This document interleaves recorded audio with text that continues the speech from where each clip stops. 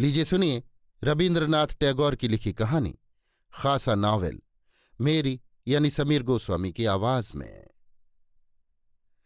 अल्लाह अकबर की ध्वनि से रणभूमि प्रतिध्वनित हो उठी है।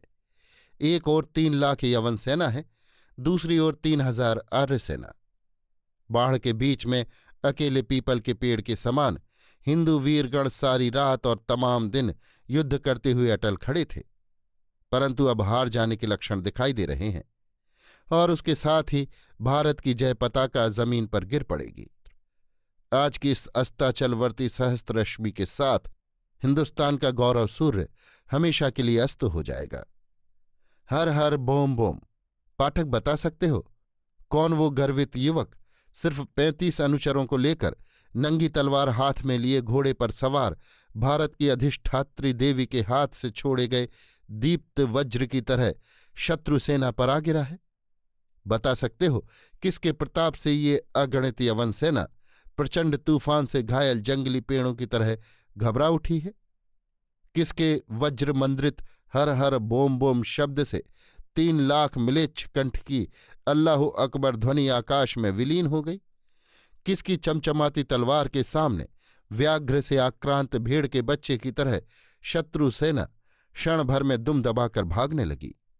बता सकते हो उस दिन के आर्य स्थान के सूर्यदेव सहस्त्र रक्त कर स्पर्श से किसकी रक्ताक्त तलवार को आशीर्वाद देकर अस्ताचल पर विश्राम करने गए थे? बता सकते हो पाठक? ये ही वे ललित सिंह हैं, कांची के सेनापति, भारत इतिहास के ध्रुव नक्षत्र। आज कांची नगर में क्यों इतना उत्सव है? पाठक जानते हो हर्म शिखर पर जय पताका क्यों इतनी चंचल हो उठी है? केवल हवा के जोर से या आनंद की उमंग से?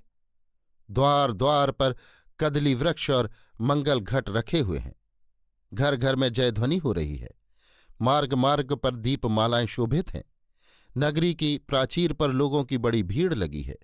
नगर के लोग किसके लिए इतने उत्सुक होकर प्रतीक्षा कर रहे हैं? सहसा पुरुष कंठ की जय ध्वनि और कामनी कंठ की हुलू ध्वनि दोनों एक साथ मिलकर आकाश भेदती हुई नक्षत्र लोक की ओर उदित हुई। नक्षत्र पंक्ति पवन से हिलती हुई दीपमाला की तरह कांपने लगी। वो जो प्रमत्त तुरंगम पर सवार वीरवर पुरद्वार से प्रवेश कर रहा है, उसे पहचाना? हाँ, ये ही हैं हमारे पूर्व परिचित ललित सिंह, कांची के सेनापति।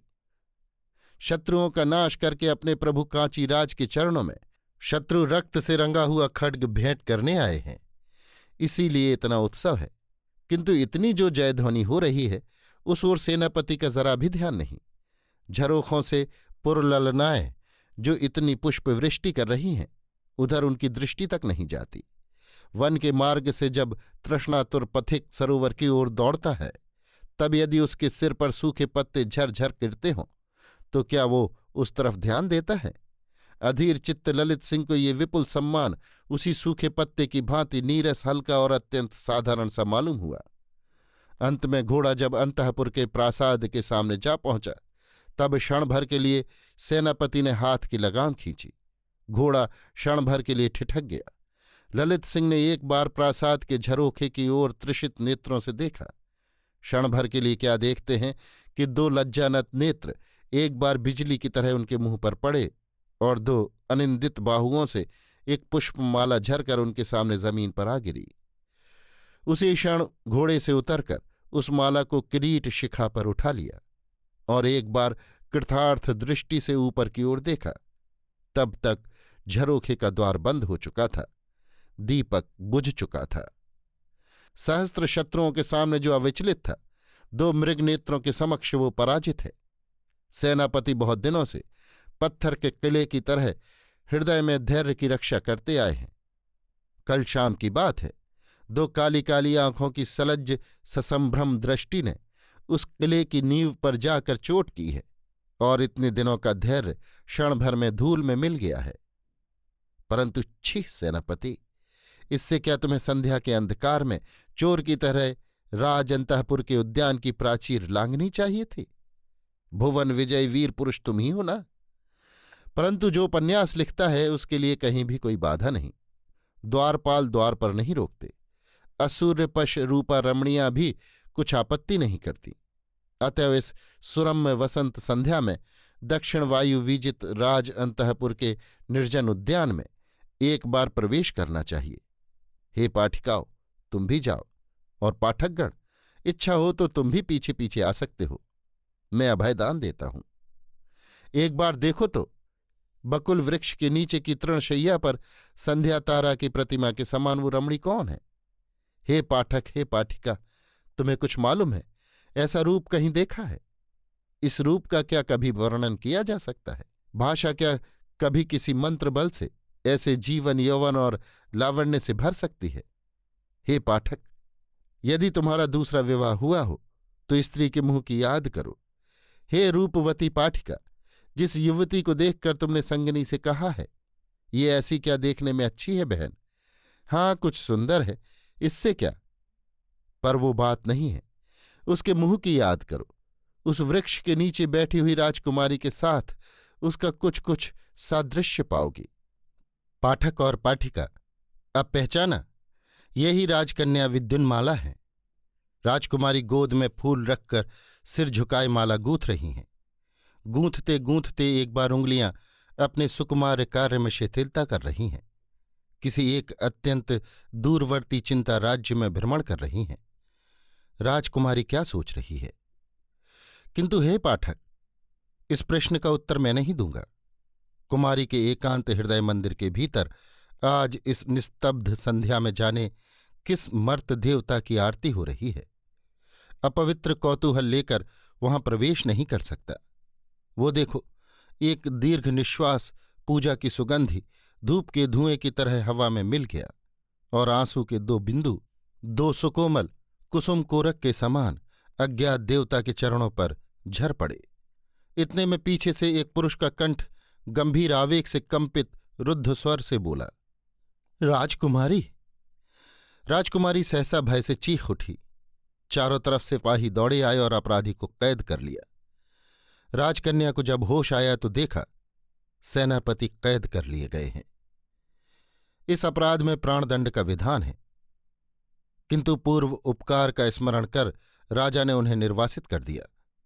सेनापति ने मन ही मन कहा, देवी, तुम्हारे नेत्र भी जब धोखा दे सकते हैं तो सत्य संसार में कहीं भी नहीं है। आज से मैं मानव जाति का शत्रु हूं। एक बड़े भारी दस्यु दल के अधिपति होकर ललित सिंह वन में वास करने लगे। हे पाठक, हम तुम जैसे आदमी इस घटना पर क्या करते? अवश्य ही जहां निर्वासित होते वहां और एक नौकरी की तलाश करते अथवा एक नया अखबार निकाल देते। कुछ कष्ट अवश्य होता अन्न के अभाव से, इसमें संदेह नहीं, परंतु सेनापति जैसे महान पुरुष जो उपन्यासों में सुलभ और पृथ्वी पर दुर्लभ हैं, वे ना तो नौकरी ही करते हैं और न अखबार ही निकालते हैं। वे जब सुख से रहते हैं तब एक निश्वास में निखिल जगत का उपकार करते हैं और मनुवांछा के तिलमात्र व्यर्थ होते ही आरक्त नेत्रों से कहते हैं, राक्षसी पृथ्वी, पिशाच समाज, तेरी छाती पर पैर रखकर मैं बदला लूंगा। कहकर उसी क्षण दस्यु व्यवसाय शुरू कर देते हैं। ऐसा अंग्रेजी काव्यों में पढ़ने में आता है और अवश्य ही ये प्रथा राजपूतों में प्रचलित थी। डकैतों के उपद्रव से देश के लोग त्रस्त हो उठे, परंतु ये असाधारण डकैत अनाथों के सहायक हैं, दरिद्रों के बंधु हैं, कमजोरों के आश्रय हैं। सिर्फ धनी, उच्च कुल के संभ्रांत व्यक्ति और राजकर्मचारियों के लिए कालांतक यम है। गहन वन है, सूर्य अस्त प्राय है, परंतु पेड़ों की छाया से अकाल रात्रि का आविर्भाव हुआ है। तरुण युवक अपरिचित मार्ग से अकेला जा रहा है। सुकुमार शरीर परिश्रम से थक गया है, परंतु फिर भी अध्यवसाय का अंत नहीं। कमर से जो तलवार लटक रही है उसका भी भार असह्य मालूम पड़ रहा है। जंगल में जरा सा शब्द होते ही भयभीत हृदय हरिण की तरह चौंक उठता है, किंतु फिर भी वो इस आसन्न रात्रि और अज्ञात अरण्य में दृढ़ संकल्प के साथ अग्रसर हो रहा है। डकैतों ने आकर अपने सरदार से कहा, महाराज, बड़ा भारी शिकार मिला है। सिर पर मुकुट है, राजा का वेश है, कमर में तलवार झूल रही है। सरदार ने कहा, तो ये शिकार मेरा है, तुम सब यहीं रहो। पथिक ने चलते चलते एक बार सहसा सूखे पत्तों का खसखस शब्द सुना। उत्कंठित होकर चारों तरफ देखने लगा। एकाएक छाती में आकर तीर घुस गया। पथिक मां कहकर जमीन पर गिर पड़ा। सरदार ने पास जाकर घुटने टेक कर झुककर घायल के मुंह की तरफ देखा। जमीन पर पड़े हुए पथिक ने डकैत का हाथ पकड़कर सिर्फ एक बार मृदु स्वर से कहा, ललित। क्षण भर में डकैत के हृदय के 1000 टुकड़े हो गए। एक हाहाकार भरा चीत्कार उठा, राजकुमारी! और डकैतों ने आकर देखा, शिकार और शिकारी दोनों ही अंतिम आलिंगन में आबद्ध होकर मरे पड़े हैं। राजकुमारी ने एक दिन संध्या के समय अपने अंतःपुर के उद्यान में अज्ञान से ललित पर राजदंड छोड़ा था। ललित ने और एक दिन संध्या के समय अरण्य में अज्ञान से राजकुमारी पर तीर छोड़ा। संसार के बाहर यदि कहीं भी दोनों का मिलन हुआ हो तो आज दोनों ने दोनों को शायद क्षमा कर दिया होगा। अभी आप सुन रहे थे रबीन्द्रनाथ टैगोर की लिखी कहानी खासा नावेल, मेरी यानी समीर गोस्वामी की आवाज में।